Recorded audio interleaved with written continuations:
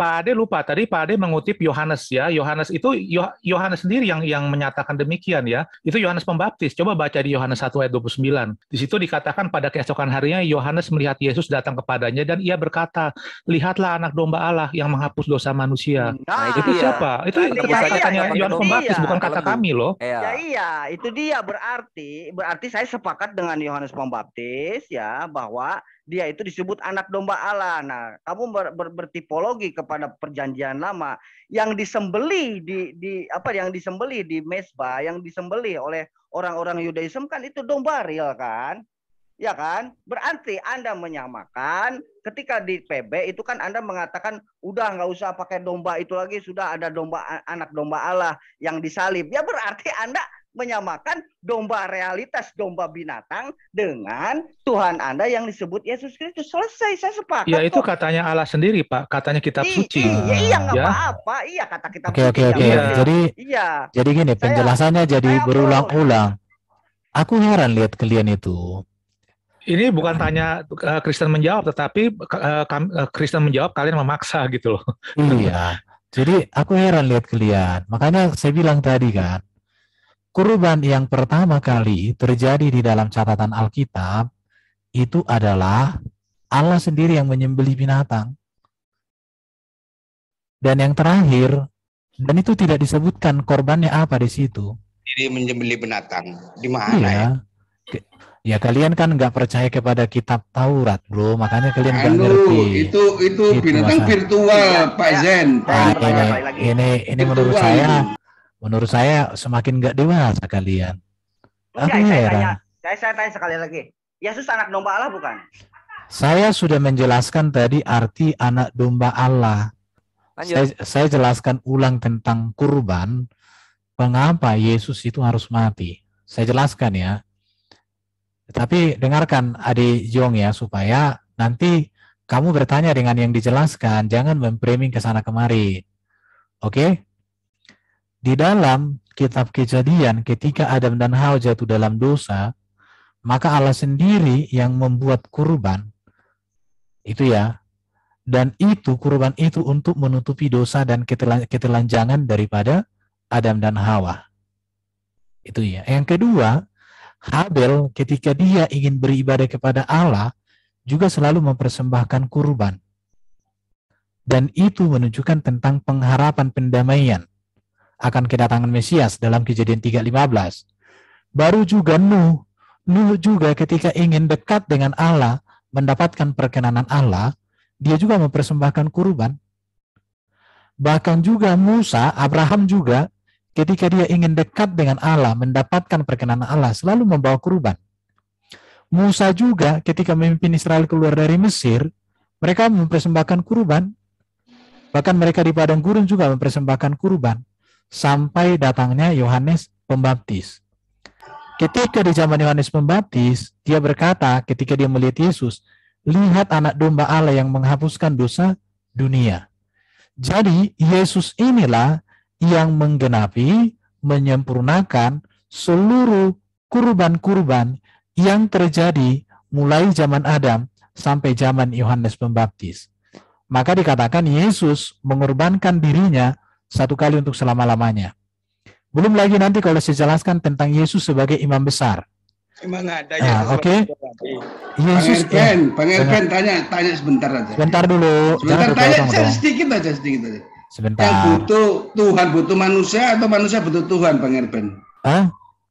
Tuhan butuh manusia, apa manusia butuh Tuhan? Menurut saya topiknya jangan dilari-larikan dulu ya. Enggak. Saya sesuaikan dengan apa narasi Anda. Sebentar. Anda menarasikan share ayat boleh ya, supaya nggak disangka kita asumsi ya. Anda menarasikan bahwa dosa Adam itu Tuhan yang menebus dengan domba. Berarti kan Tuhan butuh manusia di sini. Gitu loh. Bukan manusia yang butuh Tuhan. Jadi misalkan Adam berupaya mencari domba untuk menebus dosanya, itu baru masuk akal. Berarti itu manusia yang butuh Tuhan.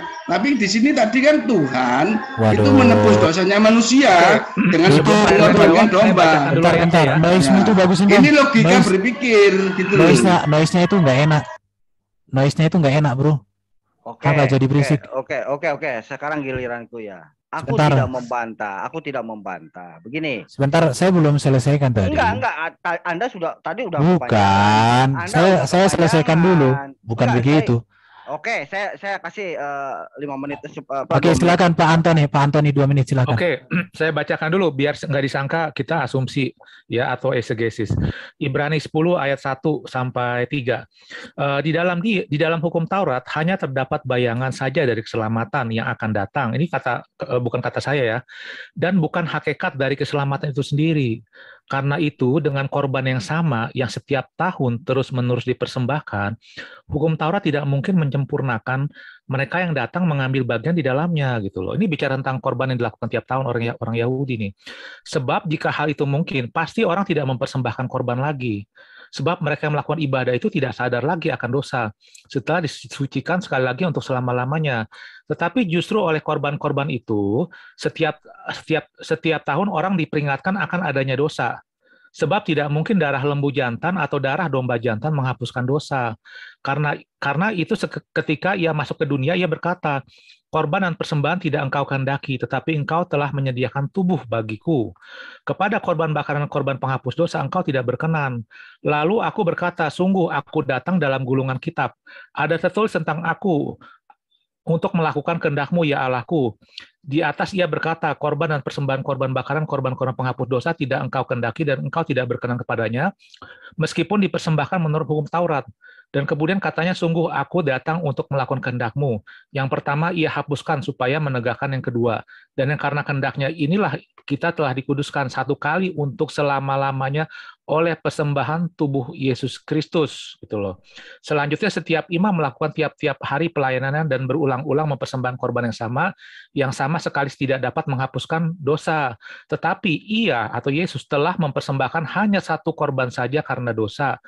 Ia duduk selama-lamanya di sebelah kanan Allah. Ya ini dalilnya ya. Jadi bukan kita karangan atau eksegesis kita semata. Oke, silakan Pak Erben. Enggak, giliran saya. Masa Anda dengan Pak Erben aja, di sini bukan tempat khotbah ya. Iya, tapi kan menjelaskan. Makanya kita harus menjelaskan secara komplit loh. Iya, Anda bertanya. Iya, saya bukan gini loh, bukan Anda bertanya kami harus menyerahkan, nggak begitu kan judulnya kan. Anda bertanya kami menjawab. Jadi izinkan kami menjawab secara lengkap gitu loh. Hak jawab saya mana? Iya, boleh, tapi kami juga harus selesai jawab gitu loh. Enggak, sebentar, saya belum. Hak jawab Anda tuh jangan Anda posisikan sebagai hak untuk menindas gitu loh. Kan harus dibedakan. Ya giliran dong. Ya, oke, kasih waktu aja deh, kasih waktu berapa menit. Giliran gitu. Tenang aja ya. Oke, silakan. Kok Anda bicaranya menindas? Anda merasa tertindas? Bukan, makanya kalau misalnya Pak Erben mau menjelaskan, mau nambahkan jangan dipotong gitu loh. Enggak gini. Kan ini satu kesatuan dalam menjelaskan apa yang Anda tanyakan. Udah giliran saya yang ngomong sekarang. Ya, oke, silakan. Ya. Di akhir kata silakan gitu ya. Iya, aku tidak membantah ya. Aku tidak membantah. Ya, di dalam perjanjian lama, menurut Erben tadi yang panjang kali lebar kali tinggi kali semplung kali apa ya terserah lah. Waduh, ya. Kalian kok enggak? Kalian kok enggak dewasa? Sebentar dulu nanti kalau selesai. Jadi gini ya, bentar. Jangan ditanggapi dulu. Dalam diskusi itu bahasa yang bagus. Iya. Kecuali kalau imanmu dan agamamu enggak bagus ya keluarkan aja yang buruk-buruk. Iya, gak apa-apa. Sebentar. Jadi kalau itu memang ajaran agamamu, kita mau keluarkan aja semua. Anda ngomong, Kang. Iya, silakan ya. Ini mute, jangan dipotong ya. Jadi gini. Usah. Jadi yang bagus saja kita diskusi. Iya, bahasanya bahasa orang beragama baik. Kecuali kalau agamanya buruk. Gunakan bahasa yang baik dan jangan framing. Oke, maaf. Oke, maaf. Gini.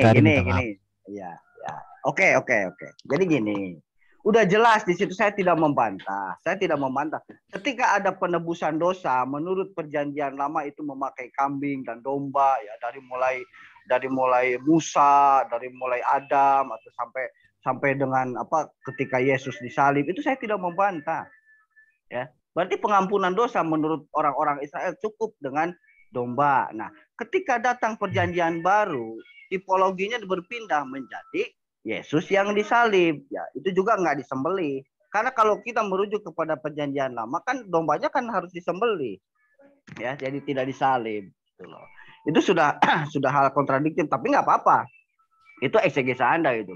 Terus Yang kedua, ya, ketika kamu mengatakan bahwa Yesus itu sebagai anak domba Allah, jadi nggak usah pakai domba itu lagi, udah diganti sama anak domba Allah. Ya berarti saya salahnya di mana? Kalau Anda menganggap Yesus itu binatang, kan? Karena di dalam perjanjian lama kan domba itu kan real binatang nih. Nah, Anda menganggap anak domba Allah di perjanjian lama yang harus disalib untuk menebus dosa, berarti antara perjanjian domba di perjanjian lama, domba real di perjanjian lama dengan Yesus itu setara. Kan begitu. Saya salahnya di mana? Saya nggak ngebantahmu kok, ya. Nggak ngebantah kalian. Itu kan logis kan? Berarti Anda menganggap Yesus Anda itu sebagai domba. Karena ngomongnya begini ya. Sedomba-dombanya domba nih, sedomba-dombanya domba tetap binatang. Kamu mau ke Jerman, mau kemanapun yang namanya domba itu binatang, ya. Udah. Bukan manusia. Bukan. Jadi bukan. Bukan. Itu namanya framing, bro. Jadi gini. Betul. Kalau seperti itu menurut salahnya Pak Ade memframing gitu. Iya, itu framing. Bukan begitu. Iya. Bahlul ini ya saya belum selesai. Iya. Al-muslimun, al-muslimin. Jadi saya belum selesai. Al-muslimun, anak domba dengan anak domba Allah, otakmu kok bisa bedakan gitu kan? Anak domba dan anak domba Allah. Yesus itu anak domba Allah, bukan anak domba, Bahlul. Otakmu nggak ada. Anak domba. Oh, berarti di dunia ini anak domba sama domba itu bukan ciptaan. Dengarin. Lagi ke ciptaan sih. Jadi gini. Iya kan? Gini ya. Domba. Bukan domba biasa. Kang Erben, tadi kalian berdua asik, sekarang ada. Maaf, aku mute dulu ya, udah mulai tabrakan. Silakan bergilir. Sebentar, bukan. Saya belum bentar dulu ya, Ade Jong. Kamu dari tadi framing. Jadi gini, maksud aku. Saya pikir gini. Kalau saya berbicara realitas. Bukan.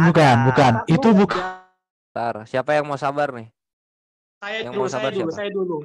Yang goblok di kawan ya, yang silakan. Aduh, Petro, aduh bahasanya. Jangan gitu dong. Jangan menghujat. Silakan. Nggak mendidik itu kick. Aku dikeroyok nih, aku dikeroyok. Itu makanya kekristenan ini bertiga loh. Kang Ade cuma sendiri loh. Islam ajaran kasih. Kick aja itu. Anak domba Allah dengan anak domba beda. Kalau disebut anak domba Allah, itu berarti adalah suatu gambaran figuratif. Otakmu nggak kamu pakai. Kalau katim nama nabimu artinya kamu tahu nggak? Ya, susu basi. Lalu apakah kamu bernabikan susu basi? Kan bukan. Jadi nalarmu itu nggak benar itu muslimun. Otaknya diluruskan. Maaf Petro, kamu nyinggung nabi saya. Kenapa Petro? Katim yang di mana maksudnya? Data Iya tadi. Aku heran juga lihat kalian muslim itu. Dari tadi dia bilang Yesus domba itu, kami nggak kayak kamu tersinggung. Baru dibilang khotim itu udah. Aku heran lihat kalian itu. Parah pala kalian ini. Aku heran. Kalian itu gini bentar. Kalian itu suka nyentil, tapi kalian giliran disentil kejang-kejang. Bukan. Kemarin saya lihat di forum ada yang banyak nyentil Roh Kudus gitu dimain-mainkan. Itu padahal Tuhan loh padahal. Tapi kita nggak marah kan? Enggak, sebentar. Saya minta pertanggungjawaban Petro. Dengarkan itu Petro dia lagi, tuh ngomong apa? Fakta, realita, atau penyelewengan atau? Oke, Pak Petro, mainkan, keluarkan datanya. Itu. Saya nanya makanya karena saya baru dengar. Katin apa yang dibicarakan? Jadi kamu hanya mau mengalihkan. Topiknya bukan itu. Jadi anak domba. Dengar lah Ben, saya nggak masalah kok dari tadi nyimak. Saya luruskan otakmu juga semua, ya. Anak domba dengan anak domba Allah adalah dua terminologi yang berbeda. Bagaimana satu kata bisa merubah makna sebenarnya akan suatu kata. Jadi bagi orang goblok yang menganggap bahwa anak domba Allah sama dengan anak domba. Petro jangan pakai kata menghujat gitu, Petro. Kasihilah musuhmu. Jangan goblok, jangan Petro. Jangan gitu dong. Ini ada seninya kalau misalnya dialog itu. Ditonton netizen, nggak mendidik banget. Saya tidak pernah serius. Kasihilah, pakai hukum agape. Oh enggak, untuk kamu, gitu loh. Kalian itu semua adalah para penista, ya. Tapi dicolek sedikit kain-kain. Colek di mana, Petro? Lu tadi yang ngomong apa? Yang ngomong soal anjing goblok itu yang gua nggak suka. nggak jelek itu untuk dialog. Pakai apa narasinya kan bisa diperbagus, diperindah gitu. Erben sama Antonius dari tadi bagus kok. Kenapa kau tidak perbaiki narasimu? Gue belum Oh, bernarasi loh. otakmu- Gue kalau udah bernarasi kalian kejang-kejang. otakmu Yang nggak narasi bisa soalnya membedakan data. anak domba. Dari situ kan udah jelas otakmu nggak jalan. Terus mau bicara otak mau apa boleh saya lah. harapkan dari kamu? Cuma jangan goblok anjing apa coba yang kayak gitu-gitu kan Apa kayak yang apa itu saya kayak harapkan? kayak baru Si Pitro cerai, ini Bre. penghujat. Si Pitro ini penghujat sama Apa gua lu yang Pitro. bisa, Sama gua lu Pitro. apa yang bisa kita harapkan Ayo, dari sama orang gua, lu. goblok yang Lu tidak yang Aduh, bisa lagi itu. Lu yang goblok. Aduh nanti anak gua balas domba. ngambek. Udah Kang Gua balas Erben. ngambek jangan Pak. Si Islam Coba santai, coba di mute, santai. coba semua mute dulu semua. Mute semua dulu. Ini si Pitro ini Kang. penghujat nih. Sama Kang gua lu Satria. Pitro, sama gua lu. Lah Ayo, sama Erben gua, bantulah, Pitro. bantulah lah Erben. Kang Satria sabar, Kang Satria. Jadi gini ya, artinya gini, sebentar. Penghujat. Sebentar. Iya, sip. Tuh udah Aki Alwan. Afwan ya ini Iya. Aki Alwan request. Ini gini ya, ini kan semua ada di MMCI. MMCI benar ya? Sahih. Pasar Mall Love Center Indonesia. Jadi dari sejak awal Muslim itu setiap datang saya selalu ingatkan untuk jaga ininya, jaga attitude-nya. Nah, buat Petro ini satu kali lagi ya, Anda bicara kasar kita tendang keluar nanti ya. Oke, silakan dilanjut. Jadi gini, aku kasih masukan ya. Kalau kalian bertanya, jangan framing-framing kayak tadi itu. Menurut saya itu tidak dewasa. Jadi ke depan, kalau kalian tidak tahu tanya, kalian tidak setuju, kalian bantah dengan dalil, bukan dengan framing. Saya nggak memframing. Kamu itu sudah framing, Saya sudah sesuai letterleg. Mana ada kamu letterleg coba. Di situ dikatakan tadi anak domba Allah atau anak domba? Iya, anak domba Allah. Oke, sudah. Ngerti nggak kamu artinya anak domba Allah? Oke. Ngerti nggak? Ngerti. Silakan. Oke, kalau kamu nggak ngerti, jangan framing, bertanya. Sebenarnya tadi saya sudah jelaskan ini kepada Triun Slayer sama dengan Alwan. Cuma kamu nggak nyimak walaupun kamu di dalam. Itu persoalannya. Anak domba Allah itu adalah sebuah istilah panggilan gelar kepada Yesus yang menggenapi seluruh hukum kurban-kurban keselamatan penebusan yang terjadi mulai sejak zaman Adam sampai zaman Yohanes Pembaptis. Itu tadi sudah kita jelaskan. Tidak pernah dipahami oleh orang Kristen bahwa anak domba Allah itu Yesus domba. Enggak. Enggak pernah. Enggak ada orang Kristen yang memahami. Udah mengerti? Ya. Nah, itu pengertiannya. Boleh sekarang saya giliran? Iya, kau tanya, tapi jangan framing. Kok tanya jangan framing gimana? Saya nggak Iya. framing dari tadi. Dari tadi kamu framing banyak, cuma kamu nggak sadar. Jelasin Kang Erben yang mana framingnya, kalimatnya yang Yang mana? Waduh. Enggak, tunjukkan kan ada kalimat framing. Ya benar. Banyak. Ya ditunjukin aja yang satu aja. Masalah kurban tadi itu kan framing. Berapa kali kok aku stop dia tadi? Kamu framing. Saya kan selalu stop kayak tadi. Yang mana? Ya sudah nggak ingat lagi. Aku udah terlalu banyak dia ngomong. Ya udah lanjut aja lah supaya Ya berkembang. udah, Gas. ayo lanjut. Makanya sebentar dulu ya. Kalau kamu menyebut bahwa Yesus itu anak domba Allah, lalu yang bertriliun-triliun domba ini ciptaan siapa? Jadi, oke, jadi kamu bisa mengertikan nggak domba dengan anak domba Allah? Itu aja udah beda. Kalau domba itu kan, iya, saya tanya. dengar. Pertanyaan Ade ini aneh sekali ya. Iya. Kalau Kalau gitu loh. jadi Orang gini, yang tidak dewasa. Anehnya di mana? Anehnya Jadi gini. Ya semua makhluk pasti ciptaan dong. Ya Apa berarti, ditanyain lagi? berarti ya sama berarti Di mana? domba asli juga domba Allah sama. Loh, Karena ciptaan berarti Allah. Yesus sebagai manusia memang manusia diciptakan. Lahir gitu loh. Saya bertanya tentang domba. Saya domba realitas yang Enggak, ada. pertanyaan kamu nggak jelas. Oke. Mau diarahin kemana? Itu saya sendiri nggak paham poin Anda gitu loh. Oke ya. Kita buka Alkitab dong. Iya, realitasnya gini. Saya berbicara realitas domba-domba nih, domba-domba dari sekarang nih ya, yang bertriliun-triliun ekor ya. Itu ciptaan siapa? Ciptaan Tuhan. Masalahnya terus apa? Ya, ciptaan Allah juga kan, ciptaan ilah kan, ciptaan Tuhan. Ya, kan? terus problemnya? Ya problemnya berarti ya sama aja domba Allah juga kan? Iya tentu dalam arti berbeda, Pak. Gitu loh, jangan di mencong-mencongin, Enggak. semua orang juga ngerti Ya, maksudnya enggak, anak domba Allah itu. Saya nggak mau mencong-mencongin. Itu bukannya berarti Yesus ada seekor domba. Itu hanya orang gini loh, orang yang IQ-nya cetek pun juga tahu Yesus itu manusia, bukan domba. Jadi nggak ada orang yang memahami anak domba Allah berarti Yesus adalah domba, sama dengan miliaran domba gitu loh. Ya, itu pertanyaan aneh. Ya salahnya di kalian sendiri. Kenapa? Salahnya di logika Anda, ketidakdewasaan Anda. Salahnya sebentar. Kasih pertanyaan berbobot lah, pertanyaan berbobot, jangan yang model kayak begitu. Jangan dipotong dulu. Ya cuman bosan gitu loh dengar pertanyaan model seperti ini. Jangan dipotong dulu, saya belum selesai. Saya pikir Triun Slayer ganti orangnya deh, kayaknya nggak dewasa ini. Ganti orangnya. Enggak. Iya, pertanyaan odong-odong gitu loh. Sebentar. Saya belum selesai kok. Enggak. Kita enggak usah kamu diam aja. Enggak ada kami tanggapi kalau. Terakhir. Enggak usah ditanggapi. Enggak usah. Ya udah statement terakhir. Udah, kau bikin statement ya, apa? Iya, gini aja ganti orang. Kang Adai closing, Brethren Erben sama Brethren Antronius closing dengan topik yang dengan Kang Adai tadi ya. Silahkan 2 menit. Tolong jangan dipotong gitu ya. Ya. Jadi statement terakhir saya begini ya. Ketika Anda menyebut itu kan Anda sudah Pak Antonius tadi sudah berpikir tadi. Sudah tahu Yesus itu manusia, ya. Kenapa disebut anak domba?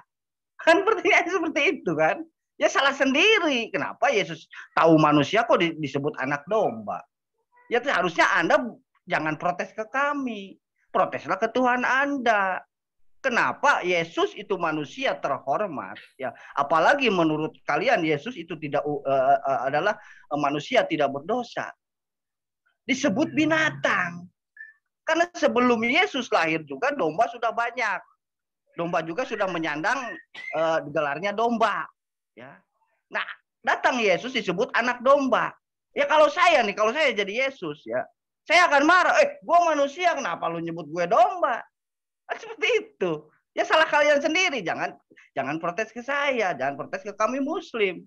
Karena kami memanusiakan manusia. Ketika orang kafir pun kami sebut sekafir-kafirnya kafir, tetap manusia. Tapi kalian sedomba-dombanya domba, binatang. Mau kemanapun mau ngomong domba kemanapun ya. Dari dunia sampai ke Mars, domba itu apa? Binatang. Udah jelas gitu aja.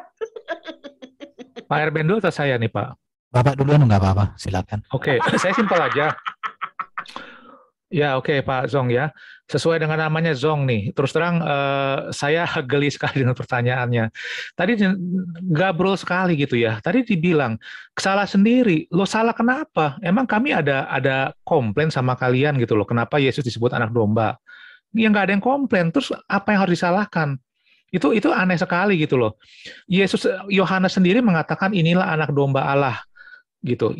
Apakah Yesus marah? Nggak ada narasi Yesus marah waktu Yohanes sebut begitu. Nggak ada. Terus apakah orang Kristen harus marah? Nggak ada. Kami tidak memahami sepicik itu gitu ya pengertian domba gitu loh. Terus apa yang kami permasalahkan? Nggak ada. Terus kenapa bisa ada masalah? Ya tanya sama diri kalian sendiri. Kenapa kalian mempermasalahkan gitu loh? Kenapa kalian bilang salah kami sendiri? Kami ada apa gitu loh? Jadi aneh sekali pertanyaan-pertanyaan yang mohon maaf ya, ini nggak mendingan kasih yang berbobot lah pertanyaan. Tadi ya udah ada pertanyaan yang bagus tuh dari Pak siapa tadi tentang penyaliban Yesus. Saya lebih menghargai pertanyaan seperti itu gitu loh. Itu lebih intelek daripada pertanyaan seperti ini. Ya silakan Pak Erben. Tidak ada orang Kristen yang memahami anak domba Allah itu binatang. Tapi kalau orang yang pikirannya binatang, hatinya binatang, memahami seperti itu wajar. Gak apa-apa, iya wajar. Itu yang mau aku sampaikan. Dan memang sudah disampaikan juga di dalam kitab suci, 1 Korintus 1 ayat 18, sebab pemberitaan tentang salib memang adalah kebodohan bagi mereka yang akan binasa. Tetapi bagi kita yang diselamatkan, pemberitaan itu adalah kekuatan Allah. Saya sangat memaklumi kalian tidak memahami arti kematian Yesus. Mengapa? Karena kurban pun di dalam ajaran Islam tak ada makna, hanya bagi-bagi daging tok. Itu berbagi kepada orang yang jarang makan daging atau apa. Itu saja. Tetapi di dalam iman Kristen, kurban itu memiliki makna yang sangat dalam sekali. Karena jelas tadi dikatakan ayatnya sudah ditunjukkan Pak Antoni, tidak ada pengampunan, tidak ada keselamatan tanpa ada darah yang tercurah. Dan itulah makna kematian Yesus. Jadi saya sudah ulang-ulang dari tadi menjelaskan tentang apa sih arti anak domba Allah. Anak domba Allah itu sebutan yang menunjukkan bahwa di dalam Yesuslah penebusan, kurban keselamatan telah sempurna. Dan ini kegenapan dari semua kurban-kurban yang ada di dalam seluruh kitab perjanjian lama. Maka dikatakan, karena begitu besar kasih Allah akan dunia ini, sehingga ia telah mengaruniakan anaknya yang tunggal, supaya setiap orang yang percaya kepadanya tidak binasa, melainkan beroleh hidup yang kekal. Jadi si jong ini akan selamanya jong, kalau memang nalarmu, cara membacamu, dan suka premingmu masih tetap kau pertahankan. Terima kasih, itulah dulu untuk sesi ini. Haleluya.